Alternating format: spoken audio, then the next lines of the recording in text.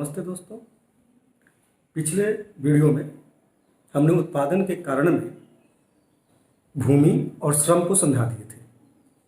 जो तीसरा उत्पादन का कारण है वो पूंजी, कैपिटल, उसको समझने का प्रयास करते हैं। देखो, ठेठ में कैपिटल उसे कहते हैं, पूंजी उसे कहते हैं जो मानव निर्मित वस्तुओं के द्वारा, जो मानव निर्मित उत्पादन है, उस साधन है या संसाधन है, उसके द्वारा अन्य संसाधन का उत्पादन संभव हो तो निश्चित रूप से उसे पूंजी कहते हैं। जैसे मान लीजिए, मानो टेबल कुर्सी बनाता है, लेकिन इससे एक अन्य वस्तु का उत्पादन नहीं हो सकता, लेकिन खुरपी, हसुआ, कुदारी ये भी मानव ही बनाते हैं, लेकिन इससे अन्य उत्पादन संभव है, इसलिए उसे हम पूंजी कह सकते हैं। ठीक है, तो खैर अभी टेक्निकली समझते हैं कि उत्पादन पूंजी जो है मानव निर्मित संसाधनों में पाई जाने वाली उत्पादन शक्ति को कहते हैं। पूंजी जो है मानव निर्मित संसाधनों में पाई जाने वाली उत्पादन शक्ति को क्या कहते हैं? पूंजी कहते हैं। ठीक है, इसी पूंजी को 3 पार्ट में बांट दिया गया है। एक भौतिक पूंजी, दूसरा वित्तीय पूंजी, तीसरा बौद्धिक पूंजी। तो जो भौतिक पूंजी है वो क्या है? भौतिक पूंजी है मानव निर्मित भौतिक शक्ति, और इसमें उत्पादन को या इसमें जो उत्पादन की क्षमता है उसको क्या कहते हैं? भौतिक पूंजी कहते हैं। अभी मैंने बता ही रहा था कि मानव निर्मित ऐसे संसाधन जिसमें उत्पादन की क्षमता हो उसे पूंजी कहते हैं, और भौतिक पूंजी को भी उस संदर्भ में आप रख सकते हैं। लेकिन जो वित्तीय पूंजी है, ठीक है, वो मुद्रा एवं मुद्रा से उत्पन्न अन्य संसाधन, ठीक है, मुद्रा एवं मुद्रा से उत्पन्न अन्य संसाधन की उत्पादन शक्ति को वित्तीय पूंजी कहते हैं। ठीक है, और तीसरा जो है पूंजी का वो है बौद्धिक पूंजी, जो मानवीय विचारों की उत्पादन शक्ति को, जो मानवीय विचार है उसके उत्पादन शक्ति को हम बौद्धिक पूंजी कहते हैं। तो ये पूंजी के जो 3 प्रकार है, भौतिक पूंजी, वित्तीय पूंजी, बौद्धिक पूंजी, और इसमें से जो बौद्धिक पूंजी है इसको हमने 3 पार्ट में बांट दिया है बौद्धिक पूंजी को, जिसमें एक होता है कलात्मक पूंजी, ठीक है, दूसरा होता है वैज्ञानिक या प्रौद्योगिकी पूंजी, और तीसरा होता है आपका व्यवसायिक पूंजी। इसमें जो कलात्मक पूंजी है, जो कलात्मक पूंजी है वो क्या है? अब मान लीजिए आपके पास कविता लिखने का क्वालिटी है, आप अच्छे कलाकार हैं, नहीं, अच्छा नृत्य करते हैं, उससे भी आप अपने संसाधन या अपना जीवन यापन या फिर आर्थिक क्रिया वाला कार्य कर सकते हैं। तो निश्चित रूप से जो कलात्मक पूंजी है, विचारों की उत्पादन शक्ति, जो विचारों की जो उत्पादन शक्ति है, जिसमें आप कविता, नृत्य इत्यादि जो आपके जो व्यक्तिगत हुनर है उससे प्राप्त है, उसे कलात्मक पूंजी कहते हैं। और इस कलात्मक पूंजी पे जो आपका स्वामित्व है, ठीक है, उस स्वामित्व को का अधिकार जताने के लिए उस पे उस जिस ट्रेड का प्रयोग करते हैं उसको क्या कहते हैं? कॉपीराइट। क्या बोलते हैं? कॉपीराइट। मान लीजिए कि हम लोग पढ़ाते हैं, इसमें किसी प्रकार का हम अपने तरीके से नोट्स बनाते हैं या कोई किताब लिखते हैं, तो निश्चित रूप से उस पर मेरा कॉपीराइट होगा, ठीक है, वो मेरे कलात्मक पूंजी के अंतर्गत आएगा। ठीक है, क्योंकि टीचिंग भी एक कला है, नहीं, किताब लिखना भी एक कला है, पढ़ाना भी एक कला ही है।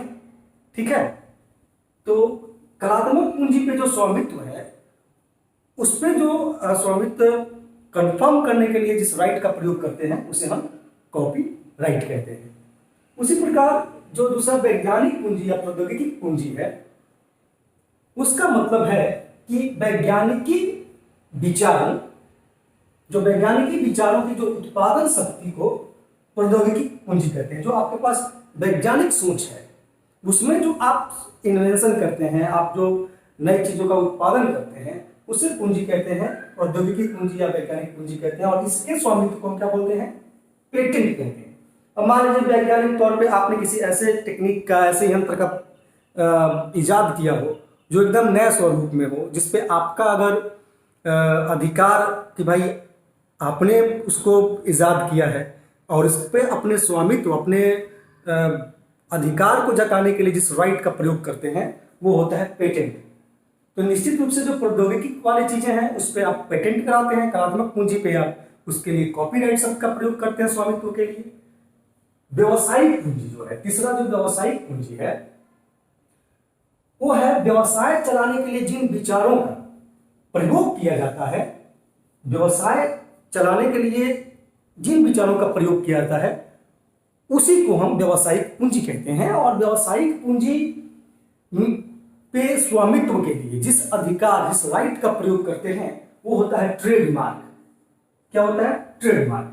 यानी कि कलात्मक पूंजी के लिए कॉपीराइट, वैज्ञानिक पूंजी के लिए पेटेंट और व्यवसायिक पूंजी के लिए ट्रेडमार्क का प्रयोग किया जाता है। और कॉपीराइट, पेटेंट और ट्रेडमार्क या फिर कलात्मक पूंजी, वैज्ञानिक पूंजी, व्यवसायिक पूंजी, इन तीनों के स्वामित्व के अधिकारों को हम लोग बौद्धिक संपदा अधिकार कहते हैं। क्या कहते हैं? Intellectual property rights. इन्हीं तीनों स्वामित्व, जो इन्हीं तीनों कलात्मक पूंजी, वैज्ञानिक पूंजी या व्यवसायिक पूंजी या यूं कहे कॉपीराइट और पेटेंट या ट्रेडमार्क, इन तीनों स्वामित्व अधिकारों को हम बौद्धिक संपदा अधिकार, इंटेलेक्चुअल प्रॉपर्टी राइट्स कहते हैं। अब इसी इंटेलेक्चुअल प्रॉपर्टी राइट्स के लिए, है ना, वर्ल्ड लेवल पे जो ऑर्गेनाइजेशन है, जो संधियां है ना, उसको हम देखने का प्रयास करते हैं। ठीक है, यहां तक हम उम्मीद करते हैं कि आप समझ गए होंगे। ठीक है, इसके आगे हम इंटेलेक्चुअल प्रॉपर्टी राइट्स को समझने का प्रयास करते हैं। ठीक है, तो देखते हैं इंटेलेक्चुअल प्रॉपर्टी राइट। तो समझते हैं हम लोग इंटेलेक्चुअल प्रॉपर्टी राइट्स का मतलब। ठीक है, अब इंटेलेक्चुअल प्रॉपर्टी राइट का मतलब होता है कि किसी देश या अंचल में बौद्धिक संपदा अधिकारों को कानूनी मान्यता देने, उनके संरक्षण एवं प्रोत्साहन के उद्देश्य से स्थापित कानूनी संस्था एवं नीतियों की समग्र संरचना को बौद्धिक संपदा अधिकार, इंटेलेक्चुअल प्रॉपर्टी राइट्स कहते हैं।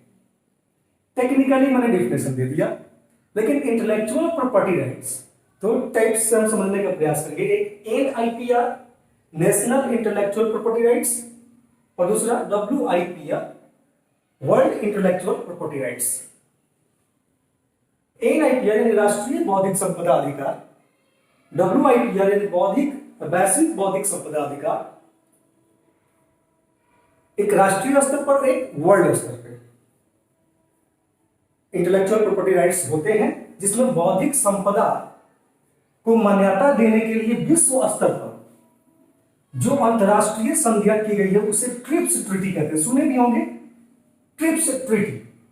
तो इंटेलेक्चुअल प्रॉपर्टी राइट्स को मान्यता देने के लिए, जो भी बौद्धिक संपदा है उसको मान्यता देने के लिए विश्व स्तर पर जो संधियां या जो अंतरराष्ट्रीय संधियां की गई है उसे ट्रिप्स ट्रीटी कहते हैं। ध्यान रखिएगा, ट्रिप्स ट्रीटी अगर कुछ भी दे कि किससे संबंधित है तो ध्यान रखिएगा, बौद्धिक संपदा को मान्यता देने के लिए जो विश्व स्तर पर अंतरराष्ट्रीय संधियां की गई हैं उसे ट्रिप्स ट्रीटी कहते हैं। और इसी ट्रिप्स ट्रीटी को